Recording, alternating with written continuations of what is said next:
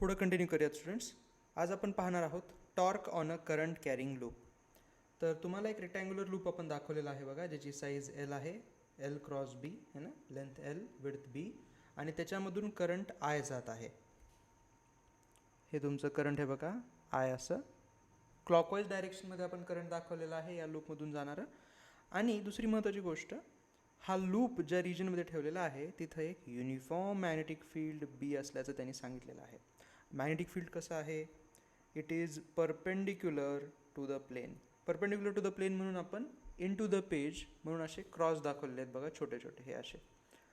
Torque काढण्या अगोदर आपण त्याच्यावरती लागणारा जर फोर्स काढला तर तो नेट फोर्स या लूपवरती लागणारा 0 येतो. कशामुळे 0 येतो हे ॲक्च्युली आपण प्रिव्हियस लेक्चरमध्ये पूर्णपणे हेच गोष्टी पाहिलेल्या आहेत.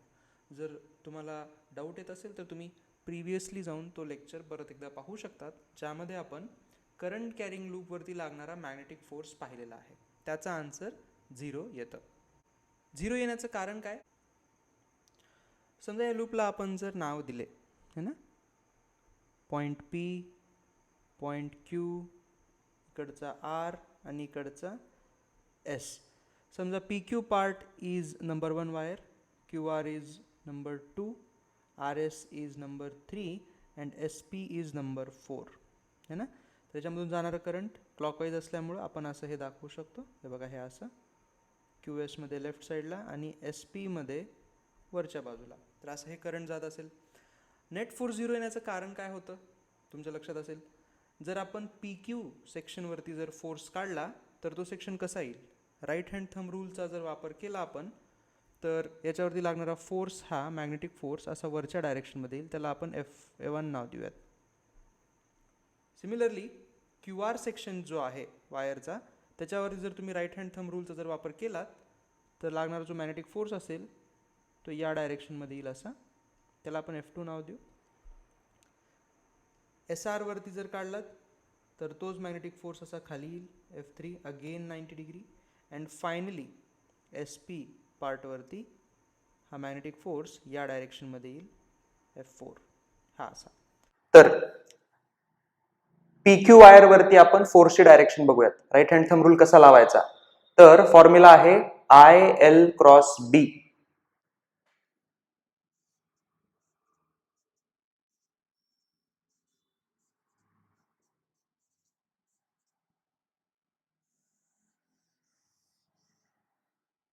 ह्या फॉर्म्युल्याचा वापर करायचा आहे आपल्याला. बघा, अगोदर एल लेंथ घ्यायची आहे आणि मग त्याचा क्रॉस करायचा आहे बी सोबत. पी क्यू जी वायर दिसते तुम्हाला, पी क्यू वायर, त्याचं करंट या डायरेक्शन मध्ये जाते म्हणून लेंथ वेक्टर मी असा घेणार आणि मॅग्नेटिक फील्ड मध्ये आहे. हे बघा, हे असं फिंगर स्कल करणार तर तुमचा फोर्स जो येतो तो व्हर्टिकली अपवर्ड येतो. सो F1 ची डायरेक्शन झाली व्हर्टिकली अपवर्ड. त्याच्यानंतर क्यू आर साठी सेम टेक्निक, लेंथ खालच्या डायरेक्शन मध्ये घ्यावी लागेल, हे अशी मॅग्नेटिक फील्ड मध्ये, म्हणजे F2 फोर्स बघा तिकडे येणार राईट साईडला, तुमच्या राईट साईडला. आर एस बद्दल लेंथ हे बघा अशी घेणार इकडे तुम्ही, मॅग्नेटिक फील्ड मध्ये फोर्स खाली येणार, F3 इकडे येणार. एस पी बद्दल लेंथ बघा वर आहे असा व्हर्टिकली अपवर्ड, मॅग्नेटिक फील्ड मध्ये हे असं करावं लागणार. F4 फोर्स बघा इकडे येणार लेफ्ट साईडला. सगळ्यात महत्वाचं इथं असं आहे, मी हे कितीही वेळेस जर करून दाखवलं तुम्हाला तरी तुम्हाला ते समजणार नाही जोपर्यंत तुम्ही स्वतः करत नाही. सो जेव्हा मी हे करतोय, तुम्ही स्वतः तुमच्या हाताची पोझिशन तशी करून बघा, हे असं सगळं, त्याशिवाय नाही कळणार. तुम्हाला तुमचा हात त्या पर्टिक्युलर ओरिएंटेशन मध्ये ठेवता आला पाहिजे. हे एल इकडं आहे, हे असंही ठेवू शकतात तुम्ही, असंही ठेवू शकतात, असंही ठेवू शकतात, असंही ठेवू शकतात.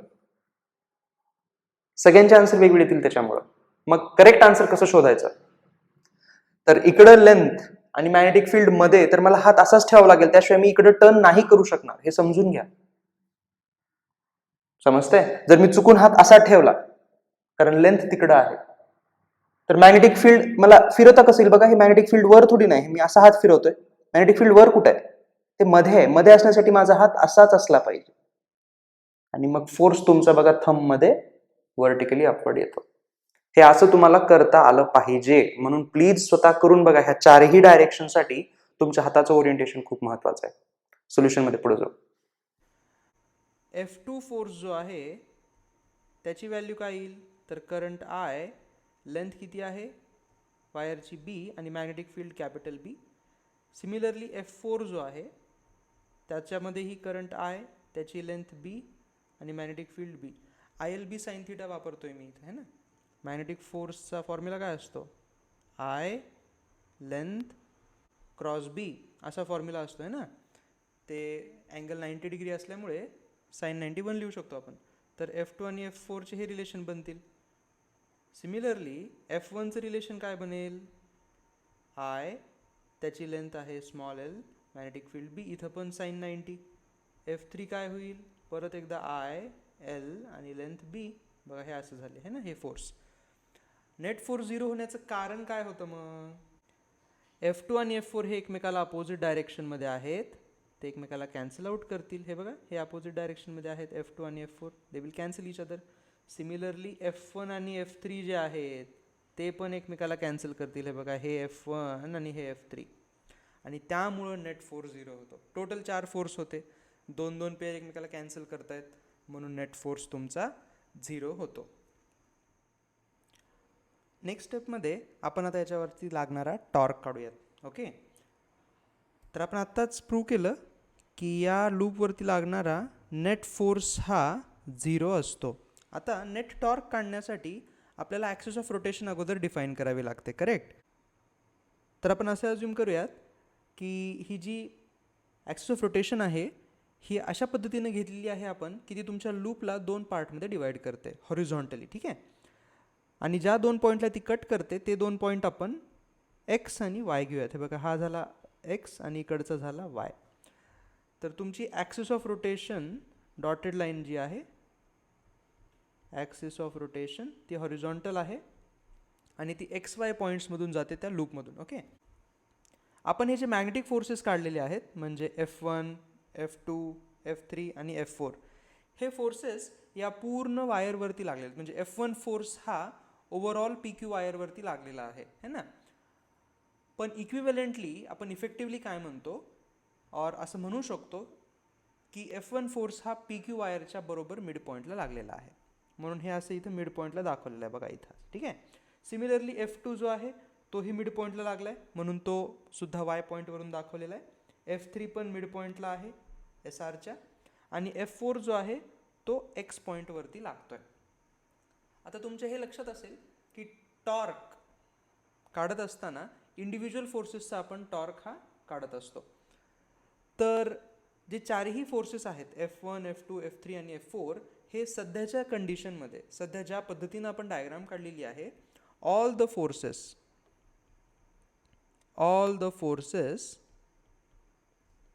F1, F2, F3 and F4, all the forces F1, F2, F3 and F4 intersect with the axis of rotation. तुम्ही बघू शकता F4 आणि F2 जे आहेत हे 2 फोर्सेस हॉरिझॉन्टल, ते तर ॲक्सिस ऑफ रोटेशन वरतीच आहेत. आणि F1 आणि F3 जर बघितलात तर हे बघा हे असे दिसते का तुम्हाला, ते पण त्या ॲक्सिस ऑफ रोटेशनला इंटरसेक्ट करत आहेत. त्यामुळं त्यांच्यामुळं लागणारा जो टॉर्क असेल ना तो 0 येऊन जातो. F1, F2, F3 फोर्सेस हे मिड पॉईंटला लागतात म्हणजे कुठं, हे बघा हे PQच्या मिड पॉईंटवरती F1 असा लागेल, QRच्या मिड पॉईंटवरती हे बघा हे इथं फोर्स लागेल असा, आणि तिथंच आपण वाय पॉईंट दाखवलेला आहे है ना. त्यानंतर RSचा मिड पॉईंट बघा हे इथं खाली असा, आणि SPचा मिड पॉईंट इथं आहे असा, त्याला आपण X नाव दिलेलं आहे ना. तर F4 तुमचा इथं लागतोय, F2 इथं लागतोय, बरोबर X आणि Y पॉईंट्सवरती. ही तुमची ॲक्सिस ऑफ रोटेशन आहे असं त्यांनी सांगितलेलं आहे अशी. तर काय होईल, हे जे सगळे फोर्सेस लागणार आहेत हे बघा हे F1 इथं, F2, F3 इथं, F4 इथं, F2 इथं, हे सगळे फोर्सेस ॲक्सिस ऑफ रोटेशनला कट करतात, म्हणून टॉर्क 0 होता. म्हणजे या कंडिशनमध्ये जी डायग्राम तुम्हाला आता दिसते या सिच्युएशनमध्ये नेट फोर्स तर 0 आहेच, पण नेट टॉर्क पण 0 आहे, म्हणून हे 2 कंडिशन खूपच महत्त्वाच्या बनतात.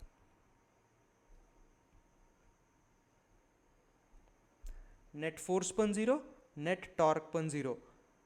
पण इथे एक ट्विस्ट आहे, there is a twist. Twist असा आहे की नेट टॉर्क नेहमी 0 राहत नाही, ते आपण पुढच्या स्लाइडमध्ये बघूयात.